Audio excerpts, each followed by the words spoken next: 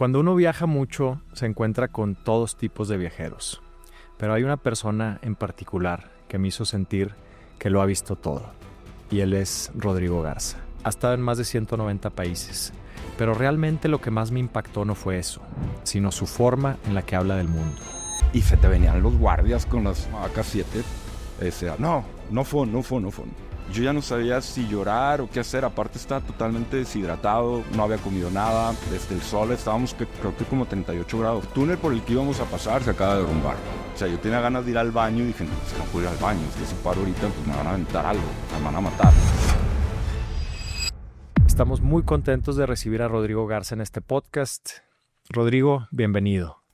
Muchas gracias, Hernán, por la invitación. La verdad, un honor estar aquí contigo.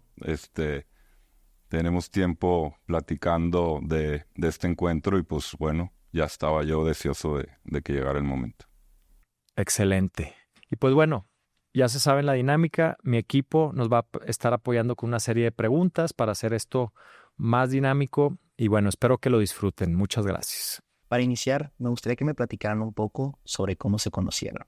Pues no, estuvo muy curioso porque yo estaba en un viaje muy exótico, de los más exóticos y riesgosos que me ha tocado hacer, en Yemen, con muy poca cobertura. Llegué cansadísimo ese día en la noche y me metí a Instagram. A mí yo tenía instrucciones de que no podíamos subir nada mientras estuviéramos en el país, pero pues me metí a ver de curioso y pues nada, tenía un mensaje, un DM de Hernán.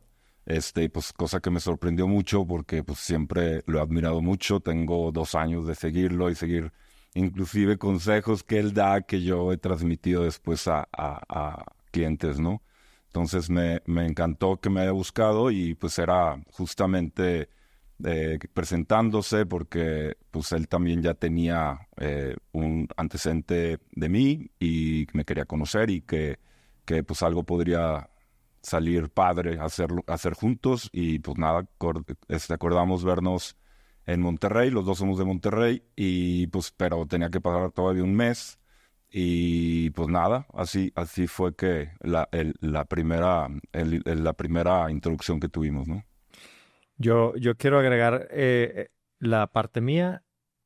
Obviamente, yo estaba en una fiesta de mi suegro y un buen amigo de mi suegro que se llama Ernesto Santos, él me platicó acerca de Rodrigo y me dijo, oye, si ya estás muy metido en esto en la industria de los viajes, la persona que tienes que conocer por excelencia es Rodrigo Garza. O sea, es como el, eh, el señor de los viajes. Entonces, pues yo jamás había escuchado de Rodrigo, pero me metí a su Instagram y para mi sorpresa él ya me seguía. Entonces dije, súper. Entonces el approach va a ser un poquito más sencillo porque a lo mejor ya sabe quién soy.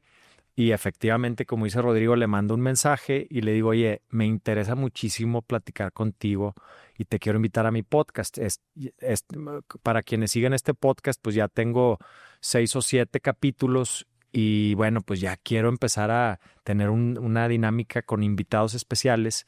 Y cuando veo el Instagram de Rodrigo, que decía 190 países de 196, dije, wow, imagínate las historias que debe tener este güey. Entonces le hablo por teléfono y hubo una química instantánea. Por teléfono lo sentí muy bien, pero me dice Rodrigo, espérame, estoy en Yemen, nos vemos en Monterrey en un mes. Entonces nos vemos tantito antes de Navidad, según yo. Nos vemos un día antes de Navidad, nos tomamos un café y a los 40 minutos de conversación ya éramos prácticamente socios. Me platicó él acerca del proyecto que tenía.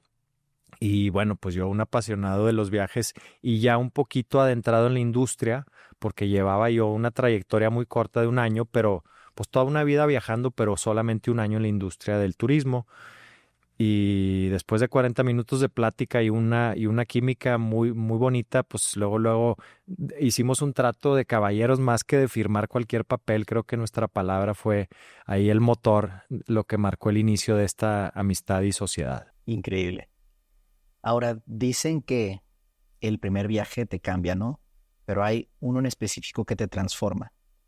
De manera individual, ¿cuál fue ese viaje para ustedes? En el momento que dijeron, esto ya no es un hobby, es parte de quién soy. Bueno, pues yo venía viajando, pues, pero países muy, muy comunes en ese entonces, finales del siglo pasado, hacia, pues, lo que hacía todo el mundo, ¿no? Francia, España, Italia, Argentina, eh, y pues el primer impacto fuerte que tuve, pues, fue haber ido a Egipto. A mí Egipto me transformó, se me hizo un país lleno de cultura.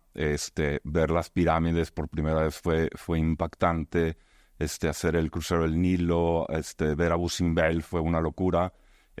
Y yo creo que ahí me di cuenta que mi futuro estaba en viajar. No, digo, yo como abogado, pues tenía una carrera excepcional. Todavía estaba muy joven y quería, pues, darle vuelta a esto. Y yo creo que he regresado como 8 veces a Egipto después de esa vez, pero yo creo que fue el que fue el disparador para mi futuro, ¿no? En mi caso, yo te diría que mi primer viaje así, el que más contrastó con lo convencional, porque pues yo venía viajando, no vengo yo de una familia viajera, entonces pues nunca nos llevaron a Europa de niños ni a esquiar. Mi papá era muy de ir a Laredo, ir a San Antonio, Houston, Las Vegas, Cancún, lo que tenían relativamente cerquita de Monterrey. Mis primeros viajes así lejanos, pues quizás fue un mochilazo a Europa a los 18 años, luego me fui a estudiar a Australia, pero bueno, repito, estos viajes pues siento que de cierta manera la cultura es similar a la nuestra porque es cultura occidental. El primer viaje que me marcó yo diría que es el sudeste asiático. Fue un brinco por ahí a Tailandia, Indonesia, Malasia, Singapur, todos estos países de muy chavo. Tendría, bueno, tampoco tan chavo, pero tendría unos 22 años y fue la primera vez que me sentí así como, órale, o sea, como ya, eh, esto es muy diferente a lo que he visto anteriormente. Y desde ahí sentí como una espinita así como de, esto quiero hacer el resto de mi vida, pero pues yo pensaba que era imposible vivir una vida así tan divertida, porque para mí siempre fue trabajo eh, y placer. Y yo no lograba combinar estas dos vertientes y decir, oye, sí se puede trabajar en algo que amas. En aquel entonces yo no lo visualizaba. Pero bueno, para no ser el cuento largo, el que me marcó así mi historia como viajero quizás sea el sudeste asiático. De todos los viajes que han hecho, ¿cuál fue ese país que más los ha sorprendido? A mí en lo particular, uno de mis países favoritos es Japón. Yo tengo una admiración muy particular por la cultura japonesa. Me encanta la educación de los japoneses, su forma de dirigirse con absoluto respeto. Me encanta el silencio, el orden, la limpieza. Es una cultura que me gusta mucho. Me encanta su gastronomía. Y trato de regresar a Japón. En la actualidad yo creo que habré ido unas 7, 8 veces a Japón, pero el año antepasado Carmen y yo nos hicimos una promesa de que íbamos a regresar todos los años a Japón. Y bueno, también tenemos esto con Nueva York y con Sydney. Entonces, esos 3 viajes van a estar siempre cada año. Y bueno, ese es en mi caso particular. No sé, Rodrigo, si tú tengas algo así parecido, algún país que digas, yo siempre quiero regresar a este lugar, o algún favorito que digas, este es mi país favorito. Digo, está cabrón porque yo entiendo que son 190, pero debes de tener alguno que esté muy cercano a tu corazón. Sí, pues definitivamente esa pregunta me la han venido haciendo los últimos 25 años y pues sí, ha cambiado, ¿no? Ha cambiado. Si yo tuviera que escoger uno, pues definitivamente soy un apasionado de Italia por el arte.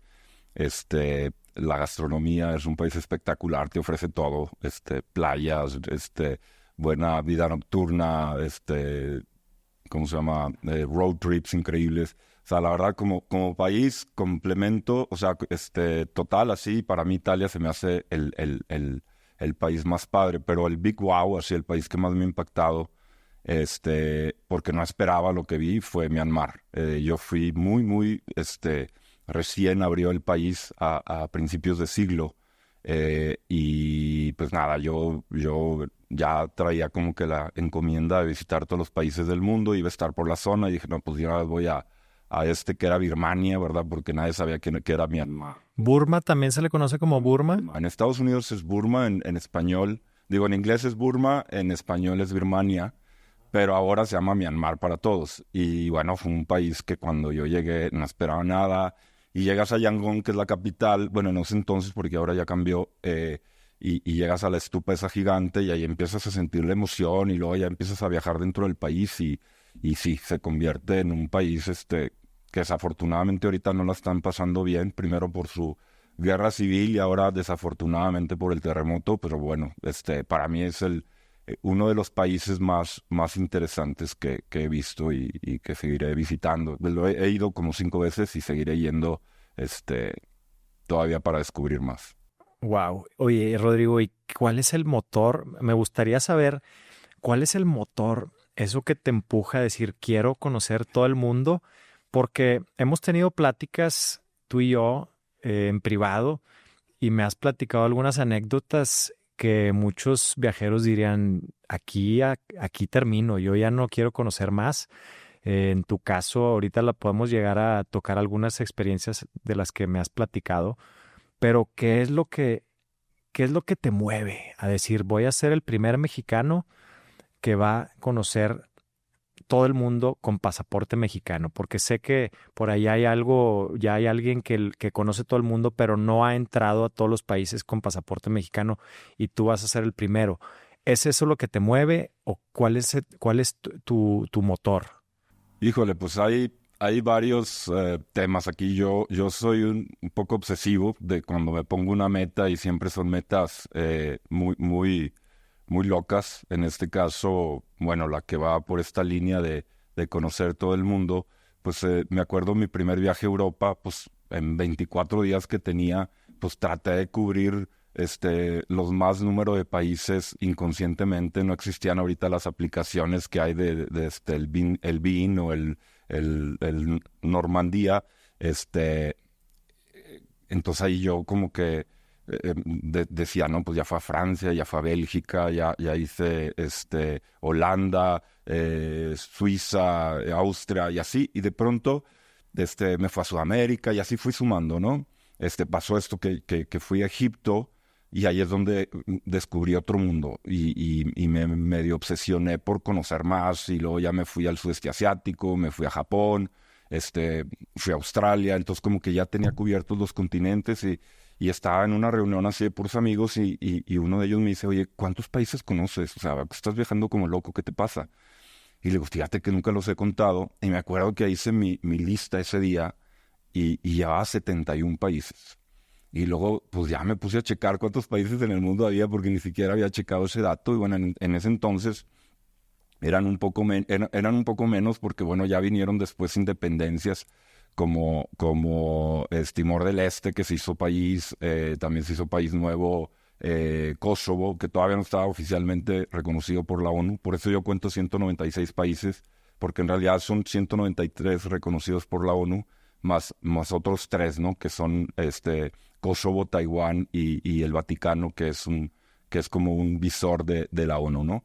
Entonces, ahí es donde yo dije, no, pues ahí voy por esta lista de 196 y pues cada vez, pues bueno, había todavía unos muy fáciles de visitar, no ocupas visas, pero lo es cada vez más complicado y más complicado. O sea, yo he pagado hasta $2,500 por una visa, porque cuando el pasaporte mexicano, pues había que llevar documentos, por ejemplo, para Kuwait, documentos, de notarías y luego a llevarlos a traducirlos en árabe y luego ya en árabe que los cotejara un notario, no una cosa, peritos certificados y todo, es un proceso de como 4 o 5 semanas para poder tener los documentos para meter los papeles a que te aprueban la visa.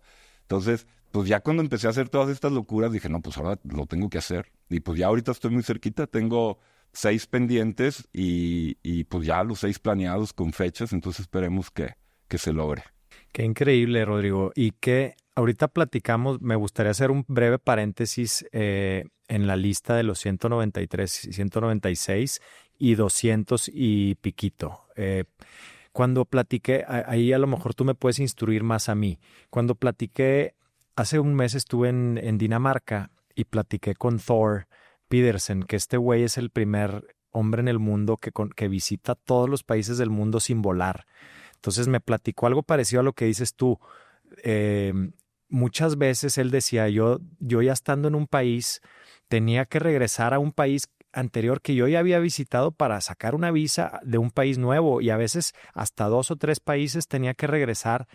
Una logística tan compleja que le tomó 10 años. Cuando yo le pregunté que cuántos países visitó, me acuerdo que dijo 202 o 203. Tú me hablas de 193 y 196. Esos 6 o 7 adicionales, ¿a qué se refiere? Lo que pasa es que hay casos, por ejemplo, como que son territorios. Por ejemplo, el país reconocido por la ONU es Reino Unido, ¿no? UK. Pero Reino Unido se compone de 4 países, que son Inglaterra, Escocia, Gales y Irlanda del Norte. ¿Ok? Dinamarca. Dinamarca tiene Groenlandia y las Islas Faroe. Entonces, esos territorios, Hong Kong no es un país, Hong Kong pertenece a China. Entonces, hay quien cuenta Hong Kong independiente, quien cuenta Groenlandia. Es que si vas a Copenhague no puedes decir que fuiste a Groenlandia. Entonces, hay quienes lo hacen así. Yo, por supuesto, que estoy cubriendo todos los territorios dentro de esos países, los importantes. O sea, tampoco vas a ir a todas las islas Pitcairn, que está en the middle of nowhere, y que para llegar tienes que gastar una fortuna y no vas a conocer nada en realidad que valga la pena. Pues bueno, esa me la puedo evitar, ¿no? Entonces, me ahorro ese dinero para ya después irme a la Toscana un mes. Y creo que eso es lo que está contando Thor. Fue una plática para mí súper inspiradora los dos, porque en el lapso de tiempo en el que yo platiqué con Rodrigo y Thor habrá sido de un mes. Entonces, de repente para mí fue un abrir de ojos de decir, oye, yo me pongo como esta figura súper viajada en redes y todo el mundo piensa que soy el gran viajero, y sí he viajado toda mi vida, pero conozco a Rodrigo y conozco a Thor y digo, no mames, estoy en pañales, estoy totalmente en pañales. Para mí es muy inspirador, y en ese lapso que yo conozco a Thor y a Rodrigo, yo digo, oye, yo necesito empezar a salirme de mi zona de confort, porque pues ahora con esposa y con hijos nos hemos concentrado en países cómodos, Inglaterra, Dinamarca, Suecia, Japón, Estados Unidos, etcétera, ¿no? Pero luego platico con Rodrigo y me dice que viene llegando de Irak y de Libia y de Afganistán y de cosas así. Digo, no mames, o sea, sí necesito un poquito de más mundo, y sobre todo ahora que vamos a emprender este gran proyecto de Latitud 1943, pues hay que enseñarle a todos esos destinos. Hay que salirnos un poquito de la burbuja, y son destinos que nos gustaría también promover. Entonces, próximamente seguramente nos van a estar viendo, Rodrigo, a ti y a mí viajando por lugares raros, promoviendo destinos, y eso para mí me da escalofríos porque se me hace algo espectacular poder compartirlo con un viajero, pues ahora sí que profesional. Me gustaría preguntarte, Rodrigo, ¿qué sigue después? O sea, ¿qué sigue después de Rodrigo? El maratón 50, porque otra faceta que no ha platicado Rodrigo es sus maratones. Tiene tiempos de locos. ¿Cuál es tu récord? 2 horas 43 minutos. 2 horas es una locura. Yo lo corrí hace 3 meses y lo corrí en 3 horas 42, algo así. El de Bronzeville, que ni siquiera, sí es oficial porque creo que te cuenta para otro, pero Rodrigo 2:40 o 2:42, 2:43, una locura.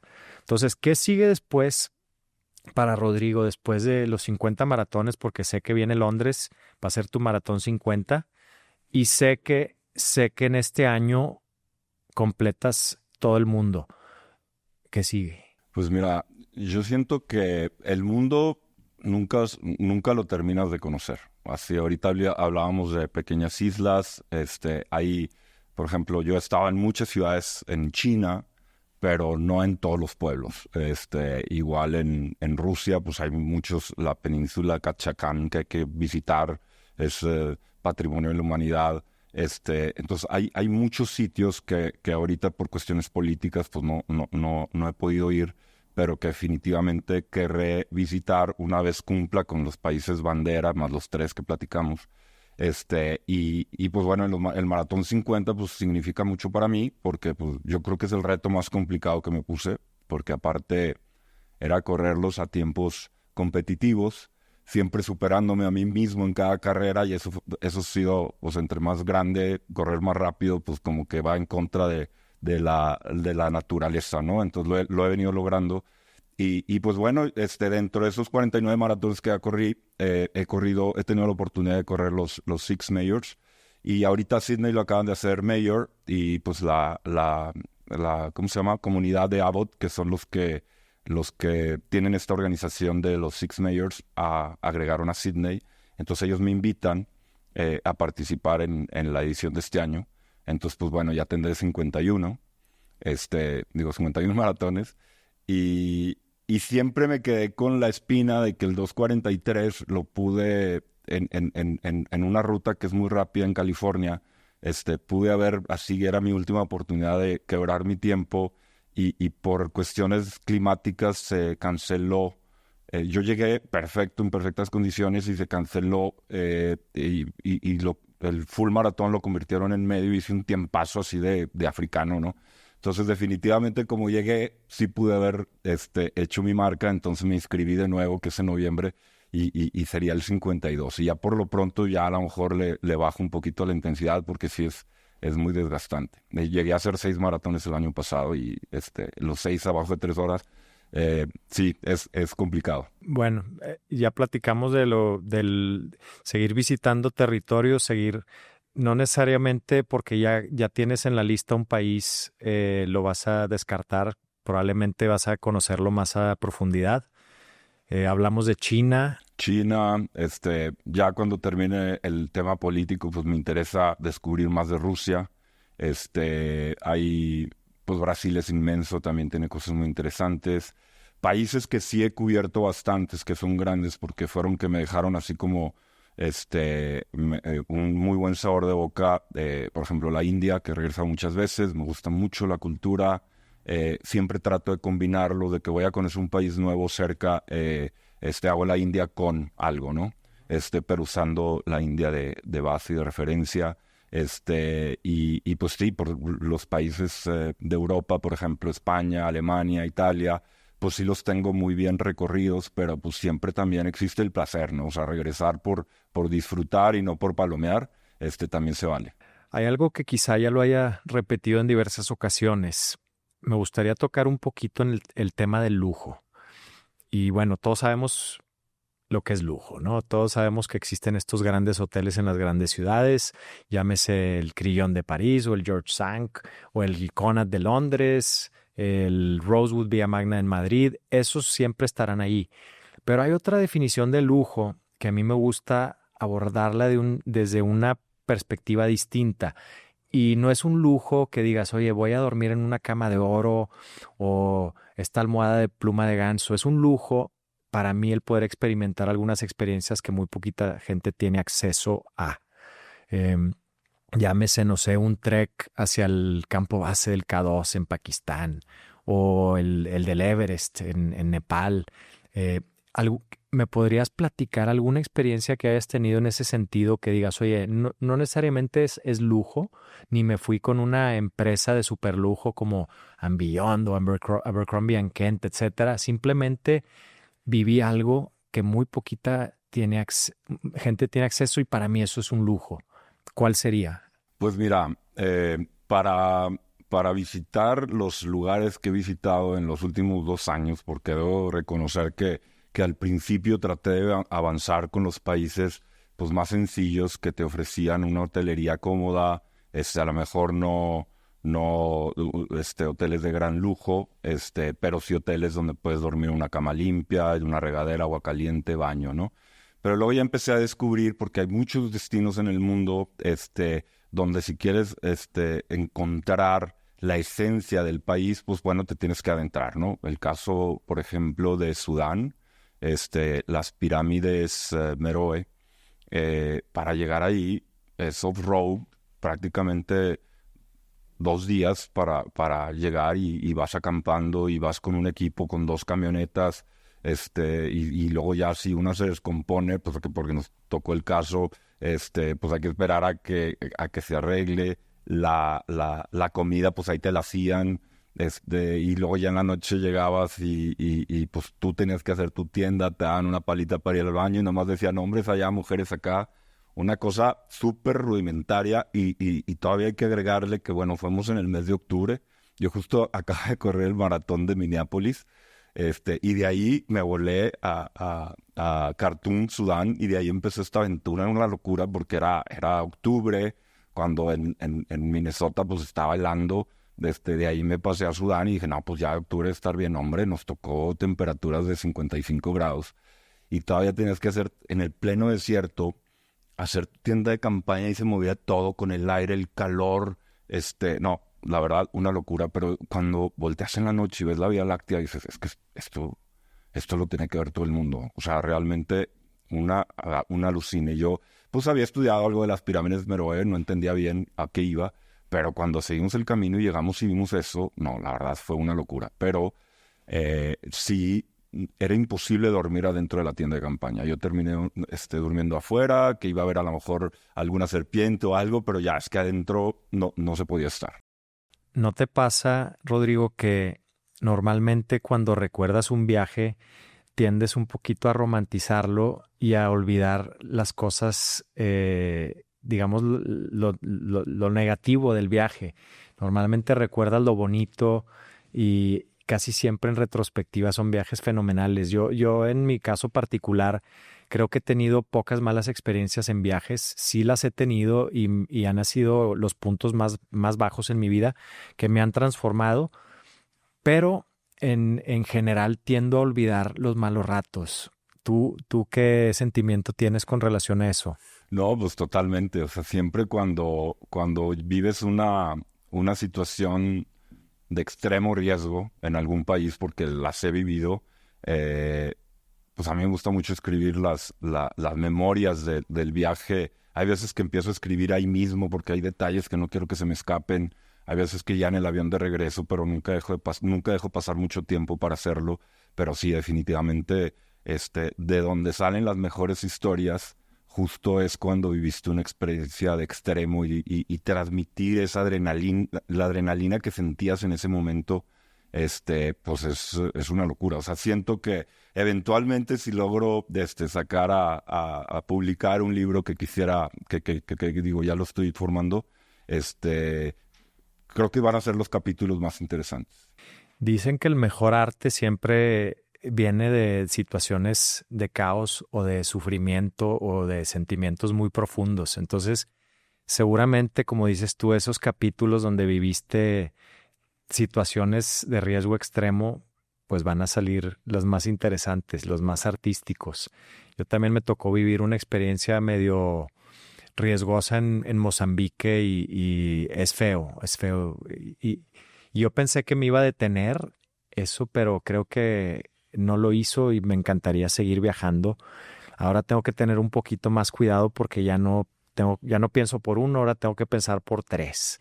Entonces, pues bueno, trataré de ser lo más cauteloso, pero sé que tengo muy buena guía ahí contigo. Habíamos platicado de ir poco a poco, ir subiendo de nivel. Me has platicado, por ejemplo, de Georgia, que es un gran país para visitar. Me platicaste un poquito de Uzbekistán. Son lugares que tengo súper en el radar, que quiero ir próximamente. ¿Qué me puedes decir?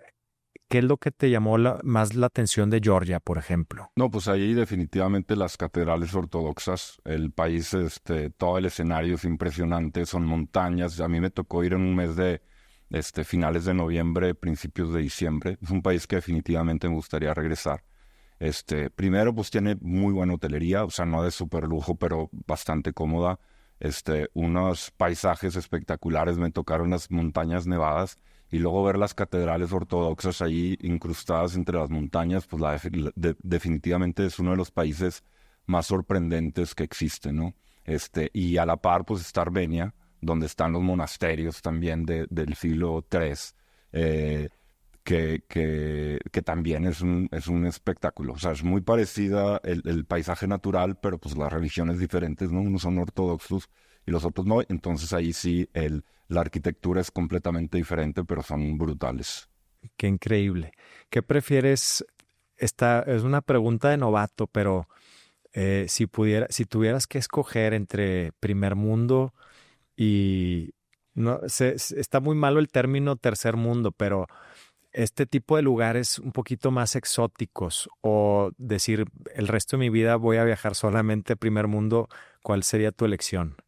Si tuviera, o sea, ¿cuál de los dos? Si tuvieras que elegir entre viajar por decir Londres, París, Madrid, Nueva York, etcétera, versus Georgia, Armenia, no sé, llámese Uzbekistán, Kirguistán, Mongolia, lugares así, ¿cuál sería tu decisión? Digo, es una pregunta difícil y ahorita que ya estoy a punto de terminar, pues quizás sí me iría por la comodidad del primer mundo, pero definitivamente las grandes historias que tengo de experiencia, de haber vivido, de haber experimentado, por lo que la gente me pregunta, pues son los países en desarrollo. O sea, hay pues muchos íconos en el mundo que no son o sea, nosotros vemos la Torre Eiffel, vemos la Estatua de la Libertad, que las ponen como las maravillas del mundo, y no está, por ejemplo, un Leptis Magna de Libia, que es uno de los lugares más espectaculares en los que yo he estado en mi vida, y dices, ¿cómo no puede estar eso? Los templos de Angkor Wat en Camboya,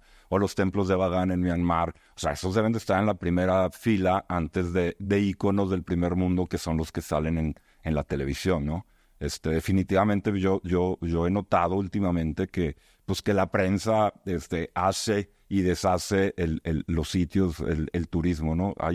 Hay países que son como intocables, que no puedes ni mencionar, y la gente cuando yo estoy planeando, me meten miedo, muchísima presión. Ahora que que he estado últimamente en Yemen, en Libia, en Irak, en Afganistán, te estás loco, ¿cómo vas a ir ahí? Y llegas y es unas locuras, y la gente más amable del mundo, digo, pues sí, la presión de que vas a aterrizar a un lugar así de exótico y raro, pero una vez que estás ahí, ves el calor de la gente y lo amables que son. Oye, los policías, llega un policía en Irán, me acuerdo, en Isfahán, en la plaza de Isfahán, llegó un policía y me dice, hola, ¿usted es turista? Sí. Me dice, bueno, yo le quiero decir que yo soy un policía de turismo y estoy aquí para protegerlo y para resolverle cualquier duda que tenga aquí en la plaza.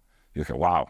Espectacular. En cambio, bueno, pues hay países del primer mundo, pues que nadie se te va a acercar para eso, ¿verdad?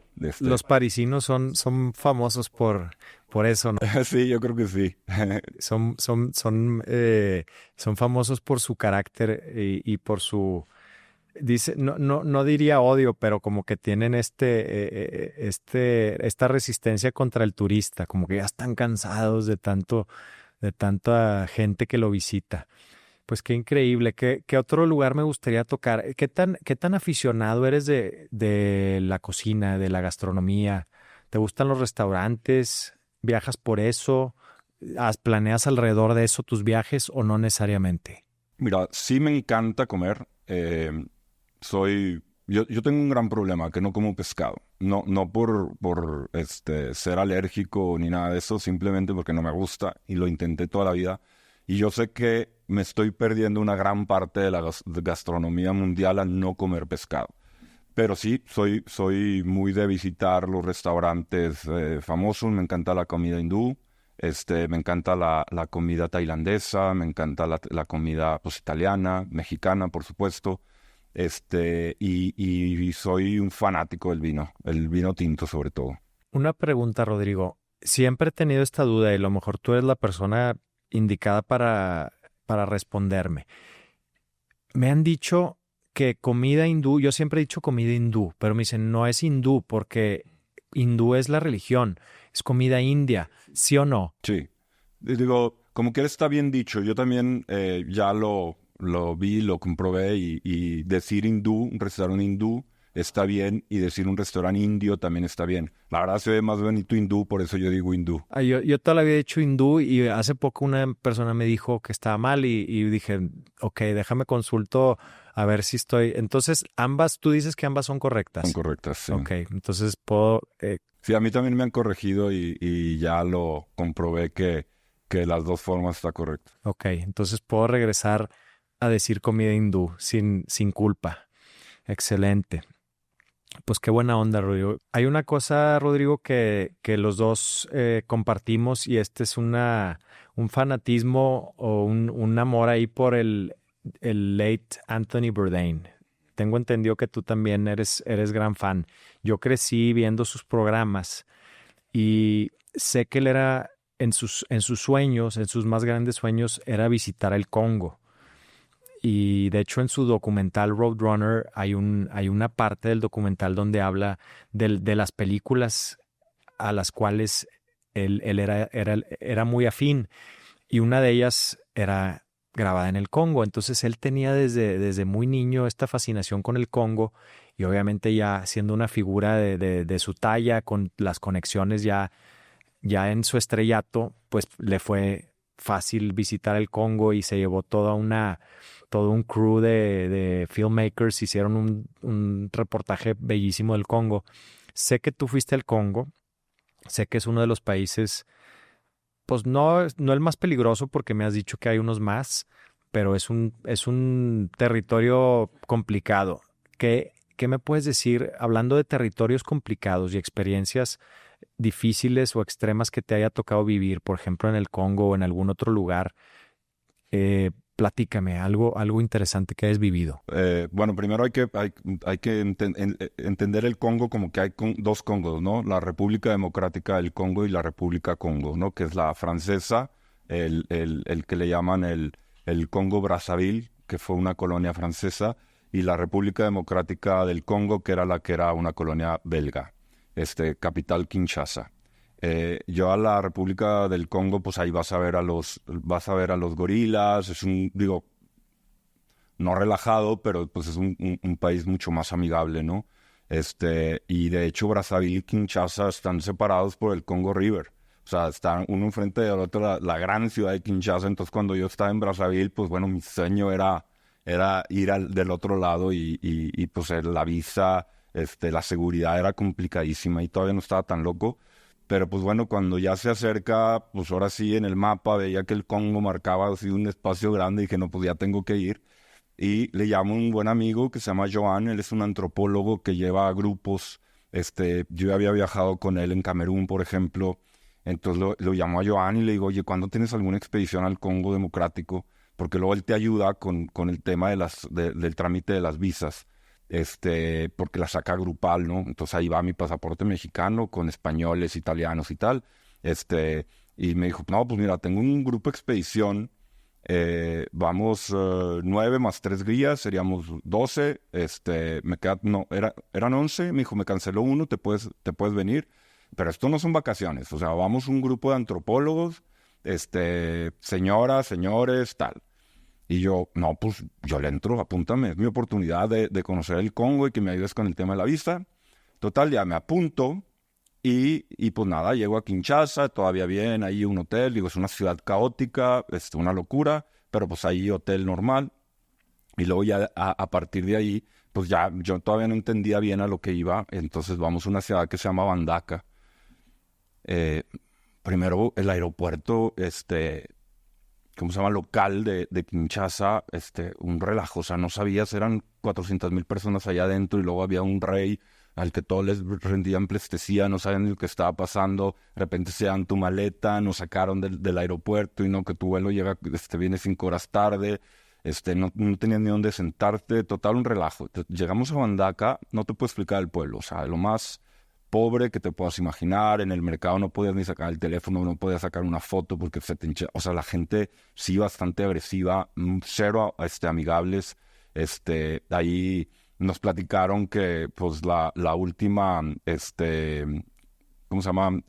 Pandemia de ébola que había pasado apenas año y medio, había nacido en ese pueblo. Y yo ahí dije, ¿qué estoy haciendo aquí? Le digo, Joana, ¿dónde me trajiste? Me dice Joana, no, espérate, Rodrigo.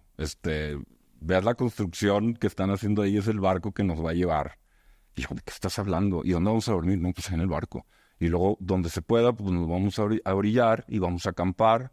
aquí está tu tienda de campaña, una tienda de campaña que ya tenía un uso de quién sabe qué tanta gente, pues, estaba viejísima, faltaba una de las varillas, no, una locura. Total, pues ya estaba metido ahí, la expedición iba a durar 9 noches. Entonces vamos por el Congo River, y yo, bueno, estaba tomando el Malarone para el tema de la malaria, porque yo dije, aquí de seguro, pues te va a pegar algo, ¿no? Era totalmente, ¿cómo se llama? Descivilizado.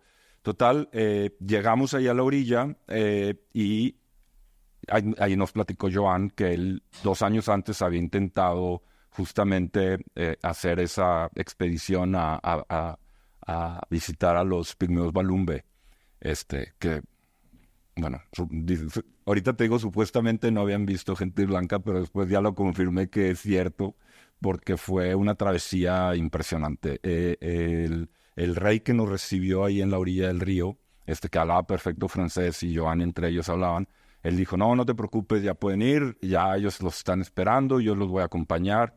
Eran 7 horas en un trekking donde había que cruzar ríos, de pronto el agua te llegaba hasta acá y seguías caminando y había hormigas carnívoras. O sea, no te puedes esperar un segundo de caminar porque si no te comían las hormigas. Entonces seguíamos y no sabíamos ni a lo que íbamos a llegar. Y llegamos y vimos todos los niños corriendo, se espantaron de vernos. Ellos como que nos veían así con ojos raros.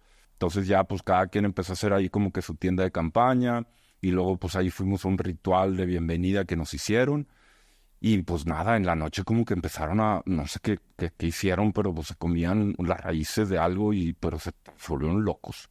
Entonces éramos 12 personas, perdón, en 12 tiendas de campaña diferentes. De esos 12 éramos 4 hombres, las demás eran 8 mujeres, entonces nos pusieron como en rombo. Y yo estaba en la tienda de campaña más cercana a donde estaba la comunidad. Entonces yo los oía que estaban planeando algo. Entonces yo, te juro que no podía ni prender la luz del celular. O sea, yo tenía ganas de ir al baño y dije, no, es que no puedo ir al baño. Es que si paro ahorita, pues me van a aventar algo. O sea, me van a matar. Entonces ellos estuvieron discutiendo toda la noche, eran gritos, yo nomás alcanzaba a ver las sombras ahí. Incluso tengo audios donde yo me puse así a grabar con el teléfono viendo hacia abajo, pues para que no despertara alguna imaginación de ellos. Entonces sí fue algo muy, muy estresante. Ahí vamos a estar más noche. Yo llegó un momento que ya quería que amaneciera porque pues ya ver luz, pues como que te da un poquito más de confianza. Apenas sale el primer rayo del sol y yo inmediatamente salgo al baño. O sea, yo me urgía a hacer pipí y entonces ya veo que la gente se empieza a despertar, pero nosotros, ellos seguían todavía ahí discutiendo y nos seguían viendo raro. Entonces yo voy y saco a Joan de su tienda de campaña y le digo, Joan, no nos podemos quedar aquí 9 días. O sea, vamos a experimentar, vamos a hacer esto con ellos, pues nos tenemos que regresar hoy a calcular la luz de día para volver a llegar a la orilla del río y las 2 noches que nos faltaban aquí, pues vamos a hacerlo con tu amigo el que habla francés. Digo, pues ellos se veían un poquito, pues más cuerdos, ¿no? Total, dijo, no, hombre, no pasa nada, ahorita lo arreglamos. Y pues ya las señoras también se empezaron a sentir un poco incómodas. Y bueno, los convencimos y ya regresamos ese día. Pero esa te puedo decir que ha sido como la noche más cruel de mi vida, o sea, la más dura. Y ahorita la platico porque, bueno, tengo un montón de detalles de esa noche. Y ya finalmente regresamos a Bandaka, donde nomás había un vuelo diario. Era un vuelo a la semana. Nomás podía llegar sábado y sábado. Pero pues nosotros nos tomó 3 días llegar y luego una noche ahí, entonces eran los 3 de regreso, entonces ya llegamos y pues nuestro vuelo supuestamente era al siguiente día y nos avisan que no, que está cancelado, que había que esperar otros 7 días. En esa ciudad donde había nacido el ébola, donde estaba el mercado más asqueroso del mundo que puedas ver. Entonces yo dije, no, o sea, esto no puede ser.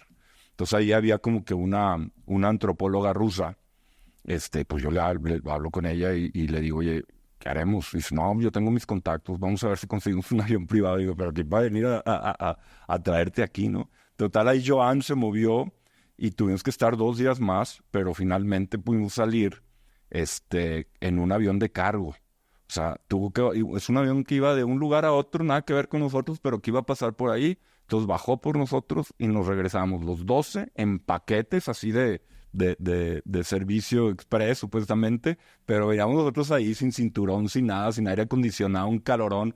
Fue como un vuelo de 1 hora 20 minutos y dije, aquí nomás yo. La verdad, sí ha sido de las experiencias más extremas que he tenido, bueno, junto con otras, ¿no? Pero esa fue una que me marcó. Qué locura. Ahorita que dijiste que ibas como cargo en el avión, me acordé de una vez que yo dormí en un barco de frutero, que en Tailandia creo que me costó, no me acuerdo si el trayecto costaba $10, yo iba súper apretado en presupuesto porque quería que me rindiera lo más posible ese dinero. Y me acuerdo que el trayecto en el barco frutero costaba una nada y además nos íbamos a ahorrar la noche de hotel. Entonces íbamos durmiendo entre naranjas y manzanas y la chingada. Muy, muy chistoso. Me trajiste esa memoria. Pues qué locura, Rodrigo. La verdad es que después de vivir eso, cualquiera diría, no, pues ya no, ya para qué le mueves. Y de esas experiencias me has platicado otras en donde te has quedado varado entre fronteras. ¿Dónde fue esto de las fronteras? En Uzbekistán y Tayikistán, que es una frontera como de 1 kilómetro. Esa fue pues una de las situaciones también más apremiantes que he tenido, porque pues en ese entonces Uzbekistán nos pedía visa a los mexicanos, y Tayikistán también. Entonces la visa de Uzbekistán yo la saqué en Washington, pero te la daban así de entrada. No sé, en ese caso yo estuve como 9 días en Uzbekistán y entré por ahí como un 26 de agosto, y yo salía el 5 de septiembre, nunca se me va a olvidar, 5 de septiembre del 2015, el día más largo de mi vida, porque yo dormí esa noche en Tashkent después de un viaje maravilloso, de mis mejores viajes, recorridos por Uzbekistán, donde me eché todo el país. La carretera de Tashkent a la frontera con Tayikistán, pues es un trayecto de 2 horas, y de ahí había que seguir por un túnel y luego llegar a Dushanbe, o sea, que es la capital de Tayikistán. Entonces, haz de cuenta que todo el día estaba programado para salir tipo 7 de la mañana de Tashkent y estar en Dushanbe llegando despuesito del mediodía a comer e inclusive visitar ya cosas ahí. Entonces nosotros, antes de hacer todo el recorrido, ahí iba con un amigo noruego, antes de hacer todo el recorrido de Uzbekistán, dejamos los pasaportes en Tashkent y nos fuimos a hacer todo el recorrido sin pasaporte para que nos sacaran la visa de Tayikistán. Entonces las dejamos ahí en la embajada, nuestro guía fue, hizo todo. Total, ya como al cuarto, quinto día de viaje, nos hablan para decir, ya tenemos sus pasaportes para que estén tranquilos, ¿no? Entonces ya llegamos a Tashkent la última noche, nos dan pasaporte, checamos visa, todo correcto, y dijimos, no, está bruto. Total, ya, yo, pues, como te digo, pues, obsesivo por correr también, entonces me desperté bien temprano, me fui, corrí toda la ciudad de Tashkent, me hice 13 kilómetros ese día, estaba agotado, ya ni alcancé a desayunar, y dije, no, hombre, al rato, pues, ya, nos echamos algo por allá, me alcancé nomás a tomar por ahí un vaso con agua, nos fuimos al coche, y llegamos a la frontera. Entonces, como nuestra visa de Uzbekistán decía 5 de septiembre, y era un 5 de septiembre, era la fecha de expiración de nuestra visa en Uzbekistán. Teníamos que salir ese día. Entonces ya nos ponen el sello de salida previa superinspección, que ha cambiado mucho. Uzbekistán ahorita ya no es lo que les voy a platicar ahorita, pero bueno. Entonces Uzbekistán, nos da cuenta que pues ya te ponen como cancel la visa, como que ya la dejaste, ya vas, ¿no? Total, salimos y ya el guía se despide, dice, bueno, un gusto saludarlos, que Dios los bendiga, bye. Y ahora, pues ya con el calorón, porque ya era un calor tremendo, eso no lo sabíamos, pero teníamos que caminar, era como 1.2 kilómetros, donde todavía era territorio uzbeco, y luego pasas un filtro, te checan el pasaporte, y empiezas ya con del lado de Tayikistán, ¿no? Sigues otro tramo, como 600 metros, y ahí venía un chico ahí al lado de nosotros, digo que sabía que hablaba buen inglés, y nosotros entramos primero porque luego había filtros, era tumultos, un montón de gente. Total, ya llegamos a la frontera, y donde ven mi pasaporte, me le ponen el sello, así automáticamente, el sello de llegada, de repente ven bien, y dice, no, y me empieza a hablar en ruso el señor, y pues yo no entendía nada, y me regresó el pasaporte, y nomás me decía, para atrás, entonces yo no sabía qué onda. Entonces este chavito que venía ahí, que era un chico así con rastas, hablaba perfecto ruso, vete a saber qué nacionalidad era, pero dijo, dice que tu visa está incompleta, que no puedes pasar. Le digo, ¿pero cuál? O sea, la visa me la acaban de dar ahorita, está perfecta. Y dice las fechas. Y no, en realidad no entendíamos qué era. Yo había checado que mi celular pues no tenía señal. Estabas ahí en tierra de nadie. Total, nos regresan a Morten y a mí y nos echan para atrás. Entonces dije, no, pues vamos a regresar a Uzbekistán. Le digo a Morten, ¿pero cómo vamos a regresar? O sea, si ya no tenemos visa. No, pues vamos a tratar. Y dicen los uzbecos, ahí en los 600 metros esos que nos divide, a Morten sí lo dejan pasar porque él todavía no tenía sello de entrada de Tayikistán. A mí, por error, pusieron el sello de entrada. Entonces a Morten lo separan, lo mandan para atrás y a mí me dejan de lado de Tayikistán y Morten del uzbeco. Entonces ya estábamos separados. O sea, yo ya no sabía nada de Morten, él ya nada de mí, los dos en países diferentes. Él no podía regresar a Uzbekistán, él se regresó y pues lo rebotaron. Y yo ya ni para adelante para atrás. Tierra de nadie. Entonces, y tú sacabas el teléfono. Digo, yo lo saqué nomás por sacarlo, sabiendo que ni de broma iba a funcionar. Y se te venían los guardias con las ¿cómo se llama? AK-7. No phone. Total, yo ya no sabía si llorar o qué hacer. Aparte estaba totalmente deshidratado, no había comido nada. Desde el sol estábamos creo que como 38 grados y no había ni una sombrita, ¿no? Entonces yo lo que hice fue agarrar mi teléfono y marcarle al guía a ver si jalaba y me puse así como si estuviera llorando. Entonces me puse así, y milagro, contestó el señor. Sakir se llamaba. Y le digo, Sakir, estamos aquí, nos pasó esto. No te puedo creer. O sea, nosotros ya teníamos 2 horas en este proceso. Él ya estaba llegando a Tashkent. Entonces dice, déjame regresarme por ustedes. Le dije, ni te regreses. O sea, porque no vas a poder hacer nada por nosotros porque no tenemos visa de Uzbekistán. Entonces él va a la embajada de Tayikistán en Tashkent y le habla a nuestro guía que nos está esperando para llevarnos a Dushanbe. Entonces ahí al guía lo dejan pasar porque pues, sí, ellos también se preocuparon y dijeron, estos 2 turistas, pues no digo, ni para adelante ni para atrás. Y ya el guía ya nos explicó cuál era el problema. Bueno, me lo explican a mí. A Morten ya lo dejan entrar a un lugar donde, pues, tras rejas, o sea, yo lo veía a él, o sea, nos veíamos, pero estábamos en países diferentes. Entonces, después de como 1 hora y media, llega un señor, así del lado uzbeco, y a mí me dice ya, regresa, pero bien mal el señor. Entonces llega, agarra los pasaportes, y se los lleva. Y nosotros, ¿qué hacemos? No, pues caminar. Nos regresamos caminando hasta la frontera de Uzbekistán y pues no encontrábamos al señor. O sea, no estaba por ningún lado, no teníamos ni pasaporte. Entonces aquí, no, pues usted no puede pasar paz por paz. No, pues nada. O sea, el señor nomás salió, no dijo nada.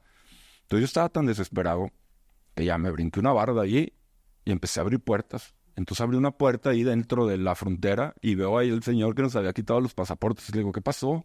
Me dice, ya, agarró los pasaportes, me los aventó.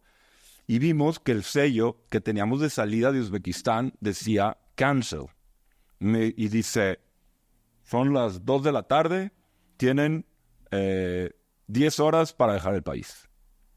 Vete a saber dónde. Entonces, ya nos dejan entrar a Uzbekistán otra vez. De ahí ya le hablo al guía y le dije, vente por nosotros. Dijo, ya hablé con el embajador y dice que traigamos los pasaportes y nos va a poner el sello que falta en la embajada. Y dice, ya voy por ustedes. Y yo, espérate, no. O sea, si vienes por nosotros son 2 horas más 2 horas, es un relajo. Entonces lo que hicimos fue tomar ahí a un señor que estaba ahí estacionado y le dije, aquí está un señor con un coche. O sea, ofrécele lo que quieras, te doy el teléfono y tú dile lo que tiene que hacer. Entre ellos, que se pare, tenemos que ir al baño, que se pare por agua y que donde vendan un chocolate o algo, si no nos vamos a desmayar. Total, ya le explicó todo, el señor nos subió y nos llevó a la dirección donde nos iba a estar esperando Shakir con nuestros pasaportes ya en regla, ¿no? Total, ya llegamos como 5 de la tarde. Ya Morten, que él sí tenía muy buena señal de teléfono noruego, él vio que había un vuelo a Istambul. Pues sí, pues él como noruego no necesitaba visa para Turquía. Yo como mexicano en ese entonces sí necesitábamos visas para Turquía, entonces para mí no era opción. Total, ya este señor, ahora sí nos trae de nuevo a la frontera, un trafical porque hubo un accidente, y ya pasamos por el accidente, una cosa terrible, había muertos en la carretera, una cosa terrible. Total, ya llegamos, ya era de noche, tardísimo, y pues cruzamos la frontera, ¿qué te diré? Como 10:30 de la noche. Ya nos recibe el guía que nos había estado esperando y nos dice, oigan, les tengo una mala noticia. No, pues, ¿cuál es? Que el túnel por el que íbamos a pasar se acaba de derrumbar. Digo, por algo pasan las cosas, de todos a ver, a lo mejor yo voy a estar ahí en ese túnel y hay que rodear toda la montaña. Y yo digo, sí, pues, ¿qué? Vamos a hacer 1 hora más. En vez de 2 horas, ¿cuántas van a hacer? Dice, no, 12. Entonces nos echamos 12 horas en el coche más incómodo que te puedas imaginar, con un frío fatal. Entonces llegamos, y luego aparte una cosa rarísima, que, o sea, ya a punto de llegar, el señor se para y se pone a lavar el coche. O sea, se veía la ciudad y le digo, "Y estás loco, ya déjanos, venimos fastidiados". Dice, no, lo que pasa es que aquí te multan si tienes el coche sucio. Entonces tuvo que limpiar el coche, lo lavó y ahora sí ya nos dejó en el hotel, que serían como las 10 de la mañana. Entonces fueron que, total, desde que empecé a correr un día antes a que llegué a mi hotel en Duchambé, pues ¿qué pasaron? Como 28 horas más o menos. O sea, un día terrible. Qué locura. Me hiciste recordar un poquito y ahora veo que sí fue una gran inspiración para mí en cuanto a viajar y conocer el mundo, porque, a ver, no sé si te tocó, pero había una serie de National Geographic que se llamaba Locked Up Abroad, que eran puros casos de gente que viajando se metía en problemas muchas veces por negligencia, muchas veces por malas decisiones de transportar drogas como mula, etcétera. Pero eran casos, ahorita que estamos hablando de situaciones así caóticas en viajes, me acuerdo de muchos así de gente que los encerraban en Tailandia o en países árabes, que son prisiones así terribles. Y no sé por qué yo de chico sentía este morbo por esos programas, me encantaban. Creo que ya no siguen, pero hay demasiados seasons. O sea, si a alguien que les gusta viajar, ese se me hace digo, el lado muy oscuro de viajar, pero me encantan esos programas. Híjole, Rodrigo, pues qué experiencias nos acabas de compartir. Muchas gracias. Qué increíble que eres una enciclopedia llena de cosas, de cultura, de historias, de memorias, de amigos y de todo este mundo que compone a la figura de Rodrigo Garza, que hasta hoy no es tan pública, pero creo que tienes un mundo de cosas que compartir y la gente tiene que escucharte.